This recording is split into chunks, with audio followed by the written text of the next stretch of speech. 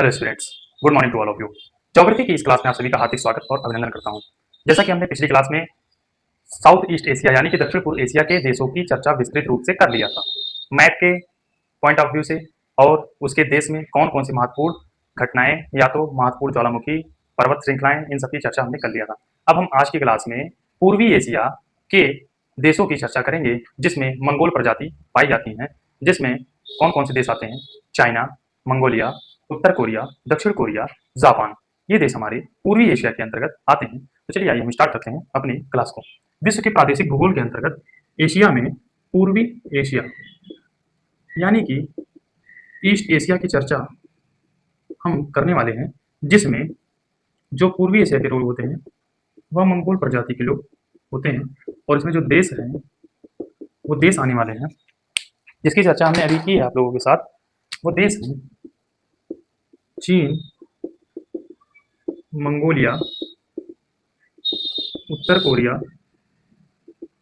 दक्षिण कोरिया और जापान देश की अवस्थी हमको दृष्टिगोचर होती है। अगर आप मैप को लेकर बैठे होंगे और मैप को ध्यानपूर्वक देख रहे होंगे तो आप स्टूडेंट एटलस में आपको दिखाई पड़ेगा, और जो दक्षिण पूर्व एशिया के बाद का पेज होगा उसमें आपको पूर्वी एशिया के मैप की डिजाइन आपको दिखाई पड़ेगी। आप इसको देख लीजिए, जिसमें जापान है, दक्षिण कोरिया है, उत्तर कोरिया है, आपको दिखाई पड़ रहा होगा। और जो ये पूर्वी एशिया है, ये एशिया की कुल आबादी का लगभग 25% पूर्वी एशिया में निवास करती है। क्या कहा हमने कि एशिया की पूरी आबादी का लगभग 25% पूर्वी एशिया में निवास करती है। फिर नेक्स्ट बात करते हैं, पूर्वी एशिया एक भौगोलिक एवं सांस्कृतिक इकाई है। इसमें आंतरिक समरूपता एवं विषमता दोनों दृष्टिगत होते हैं। पूर्वी एशिया के औद्योगिक विकास में पिछले कुछ दशकों में जकोटा त्रिभुज एक महाशक्ति के रूप में उभरा है। पूर्वी एशिया में मैंने आप लोग पिछली क्लास में चर्चा कर दिया था, इसे कहा जाता है जकोटा ट्रायंगल यानी कि जकोटा त्रिभुज। इसमें जापान देश है, को से कोरिया, वो भी कौन, दक्षिण कोरिया, और टा से आपका हो जाएगा ताइवान देश। ये पूर्वी एशिया के इंपॉर्टेंट देश माने जाते हैं जो कि जकोटा त्रिभुज के नाम से प्रसिद्ध है पूरे विश्व में। फिर हम बात करते हैं पूर्वी एशियाई देशों की प्रमुख विशेषताओं के बारे में। अब हम इसको इरेज करेंगे और पूर्वी एशिया की प्रमुख विशेषताओं को चर्चा करेंगे।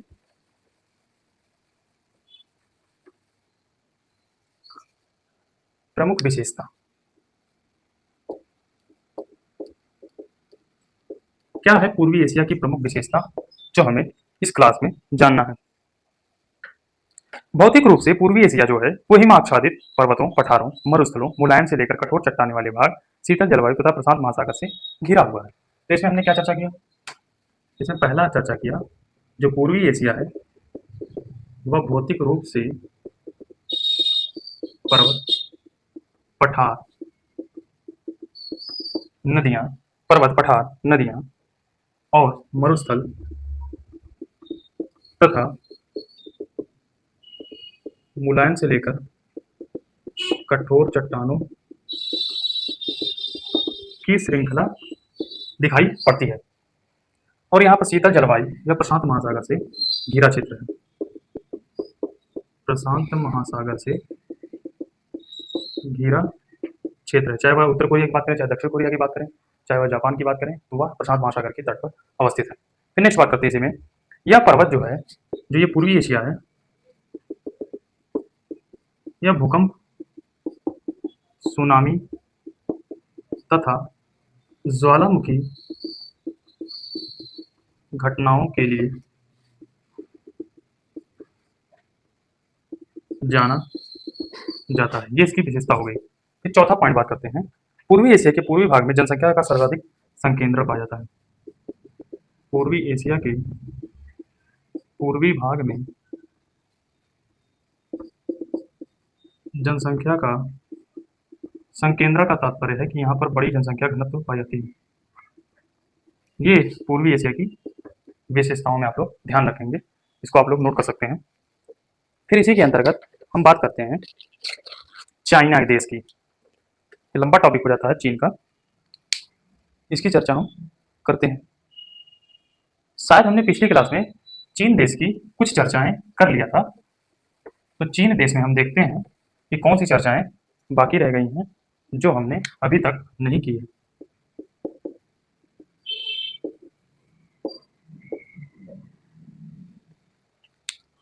तो हमने चीन देश में ये जान लिया था कि इसको 40 शताब्दियों के कृषकों का देश कहते हैं। यह 15 देशों से लगभग अपनी सीमा साझा करती है। चीन के उच्चावच को हमने देख लिया था और इसके पठार को हमने देखा था कि जुगेरियन। अब हम चीन के पठार की बात करेंगे, जिसमें तिब्बत का पठार बहुत ही इंपॉर्टेंट हो जाता है। पठार में देखेंगे तिब्बत का पठार। तिब्बत का पठार। अब तिब्बत का पठार क्या कहता है? विश्व के विस्तृत एवं उच्च पठारों में से एक तिब्बत का पठार है। ये विश्व के तो विस्तृत है, वह हाइट पर है सबसे ज्यादा। ये इसकी विशेषता हो गई। दूसरी, या जिसकी ऊंचाई समुद्र तल से 5000 मीटर ऊंची है। समुद्र तल से 5000 मीटर हाइट पर स्थित है। तीसरा पॉइंट बात करते हैं तिब्बत के पठार में। तो विश्व का सर्वाधिक ऊंचाई पर अवस्थित पठार है। चीन के दक्षिण पश्चिम भाग में अवस्थित है। अगर इसकी अवस्थिति देखेंगे, चीन के दक्षिण पश्चिम साउथ वेस्ट में अवस्थित है और यह एक प्रकार का अंतरापर्वतीय पठार है। अंतरापर्वतीय पठार है, जिसके दक्षिण में हिमालय पर्वत श्रेणी, पश्चिम में काराकोरम पर्वत श्रेणी, उत्तर में कुनलुन पर्वत श्रेणी। मतलब जो ये तिब्बत का पठार है, तिब्बत का पठार, इसके अगर हम उत्तर में देखते हैं, कुनलुन पर्वत श्रेणी हमको दिखाई पड़ता है। इसके दक्षिण में देखेंगे तो हिमालय पर्वत श्रेणी की अवस्थिति दिखाई पड़ेगी। और इसके अगर हम पश्चिम क्षेत्र में देखते हैं तो पश्चिम में हमें काराकोरम पर्वत श्रेणी दिखाई पड़ेगा।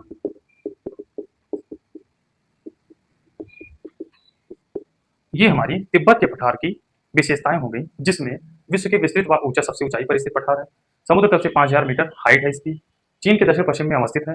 अंतरापर्वतीय पठार पाया जाता है। अंतरापर्वतीय पठार का मतलब है दो पर्वतों के मध्य में पठार की अवस्थिति है, जिससे उत्तर में कुनलुन पर्वत श्रेणी, दक्षिण में हिमालय पर्वत श्रेणी और पश्चिम में काराकोरम पर्वत श्रेणी की अवस्थिति है।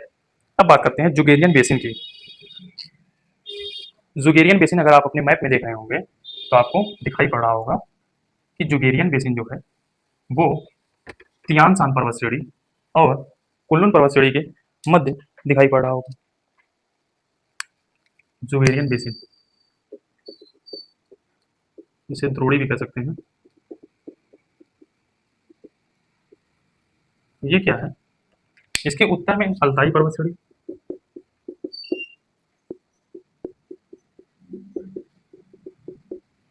तथा इसके दक्षिण में अगर आप देखेंगे तो तियान शान पर्वत श्रेणी अवस्थित है, जो कि जुगेरियन बेसिन परीक्षा के दृष्टिकोण से अति महत्वपूर्ण माना जाता है। अब बात करते हैं तारिम बेसिन की। जो ये सब बताया जा रहा है, ये सब अंतरापर्वतीय पठार के अंतर्गत आता है। अब तारिम बेसिन जो है,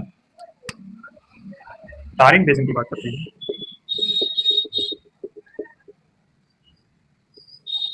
ये तारिम बेसिन या तारिम द्रोणी है, यह उत्तर में तियान शान पर्वत श्रेणी, जबकि दक्षिण में कुनलुन पर्वत श्रेणी अवस्थित है। यानी कि जो जुगेरियन बेसिन है उसके उत्तर में अल्ताई पर्वत श्रेणी, उसके दक्षिण में तियान शान पर्वत श्रेणी। फिर आता है हमारा तारिम बेसिन। तारिम बेसिन के उत्तर में हमारा तियान शान पर्वत श्रेणी और दक्षिण में कुनलुन पर्वत श्रेणी, यानी कि ये दोनों क्रम से हैं, जुगेरियन बेसिन और तारिम बेसिन। फिर बात करते हैं सद्दाम बेसिन की। सद्दाम बेसिन यह किसके किसके मध्य अगर है देखा जाए तो यह नॉन शान पर्वत श्रेणी और किलिंग पर्वत श्रेणी के मध्य अवस्थित है।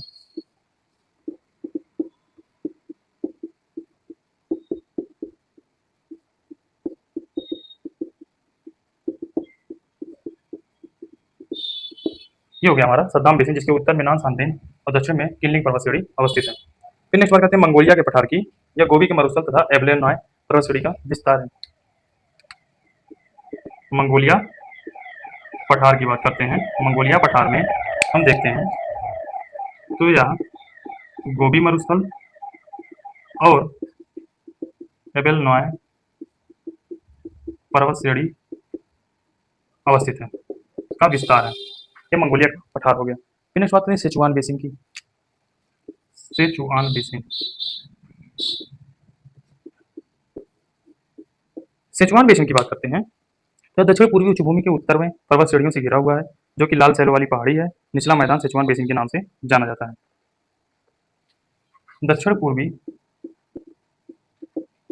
उच्च भूमि में पर्वत श्रेणियां अवस्थित हैं और इसके दक्षिण में सिचुआन मैदान की अवस्थिति हमको दृष्टिगत होती है। फिर बात करते हैं यूनान के पठार की। यह हिंद महासागर और प्रशांत महासागर के मानसून से प्रभावित है। यूनान पठार, जहाँ से यूनान नदी भी निकलती है। यह हिंद महासागर प्लस प्रशांत महासागर के मानसून से प्रभावित होती है। ये आप लोग नोट कीजिए या स्क्रीनशॉट लीजिए। फिर हम इसके आगे चर्चा करते हैं पर्वत श्रेणियों की।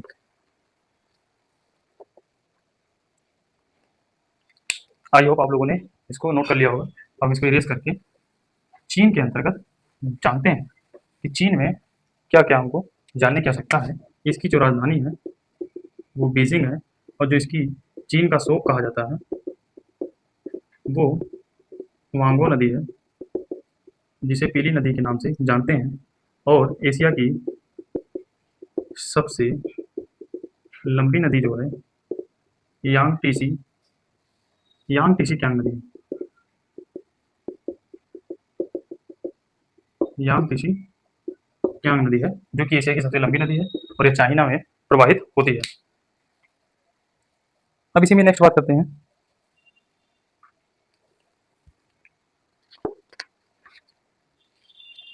चीन के अफवाह तंत्र की बात करते हैं। चीन का अफवाह तंत्र,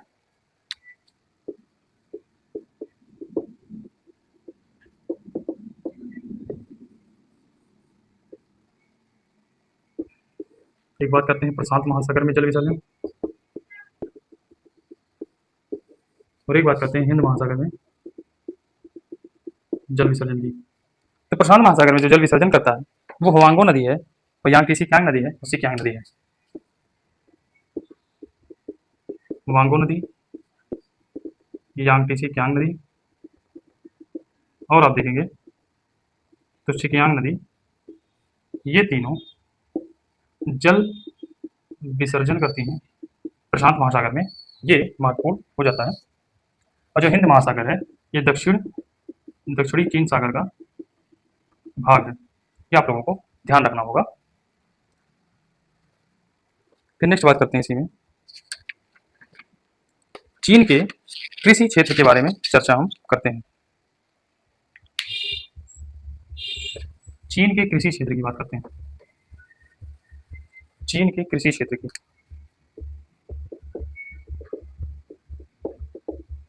चीन के कृषि क्षेत्र में अगर हम देखेंगे तो चीन के उत्तर पूर्वी क्षेत्र में हमें मंचूरिया का मैदान दिखाई पड़ेगा।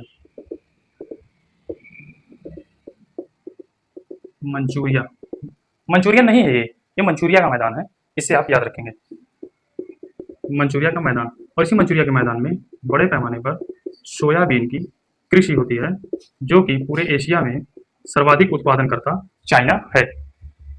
इसी में बात करते हैं गेहूं का उत्पादन भी बड़े पैमाने पर बसंतकालीन में किया जाता है।